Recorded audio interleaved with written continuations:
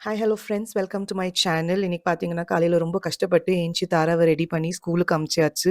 பயங்கரமா உடம்பு சரியில்ல. வாய்ஸ் வெளியவே வரமாட்டேன்னு இருக்கு. இந்த வீடியோ வந்துட்டு நாங்க வாய்ஸ் ஓவர் குடுத்து எப்போ ரிலீஸ் பண்ணுவோம்னு தெரியல. பட் இந்த வீடியோ எடுக்கிற நாள்ல எனக்கு செம்ம உடம்பு சரியில்ல. நல்ல த்ரோட் பெயின், கோல்ட் கஃப் ஏந்திச்சுக்கவே முடியல. ஸோ நானும் அனிலும் என்ன பிளான் பண்ணோம்னா, சிம்பிளா ஏதாவது சமைச்சிடலாம். அப்புறம் க்ரீமி மஷ்ரூம் சூப் பண்ணா நல்லா இருக்கும் த்ரோட்டுக்கு அப்படின்னு சொல்லிட்டு, க்ரீமி மஷ்ரூம் சூப் பண்ண அனில் ரெடி பண்ணிட்டாரு. என்னோட வாய்ஸோட ஒரு சிம்பிள் சாம்பிள் பார்ப்பீங்க இப்போ.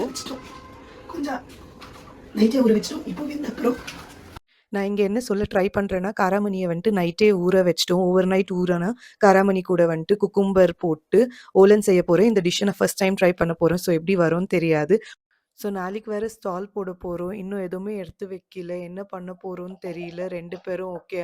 குக்கிங்க முடிச்சிடுவோம். தாரா வந்தோனே தாராக்கு ஃபீட் பண்ணிட்டு, அவள வந்துட்டு தூங்க வச்சுட்டு, அதுக்கப்புறம் அந்த வேலைய பார்க்கலான்னு டிசைட் பண்ணியிருக்கோம். ஆனா எவ்ளோ சீக்கிரம் என்ன பண்ணி முடிப்போம்னு தெரியாது. நாளைக்கு தாராவோட ஸ்கூல் பிடிஎம் வேற இருக்கு. ஸோ நான் இன்னைக்கே இந்த டிஷ்ஷ ட்ரை பண்றேன்னா, இது கொஞ்சம் ஈஸியா இருக்கும்னு தோணுச்சு. அதனால சீக்கிரம் முடிச்சோமா, சாப்பிட்டோமா, போய் நெக்ஸ்ட் வேல பார்க்கலாம் அப்படின்னு சொல்லிட்டு தான் இந்த டிஷ்ஷ இன்னைக்கு நான் ட்ரை பண்றேன். ஸோ தாரா இப்ப ஸ்கூல்லேருந்து வந்துட்டா, வெளிய போயின்னு இருக்கோம். பெங்களூர்ல கொஞ்சம் நல்லாவே சில்லுன்னு இருக்கு. எல்லாருக்குமே வந்துட்டு உடம்பு சரியாத போது. அதனால அவளுக்கு ஸ்வெட்டர் போட்டு கொஞ்சம் சேஃப் ஆயிட்டுன்னு போலான்னு பார்த்தோம். பட் அவ எப்பவும் போல ஸ்வெட்டர் வேணாம், ஒண்ணும் வேணான்னு சொல்லிட்டு அவ பாட்டுல ஜாலியா இருக்கா. அவளுக்கும் லைட்டா கோல்டு இருக்கு. ஆனா அவ சொல்ற பேச்ச கேட்கிறதா இல்ல.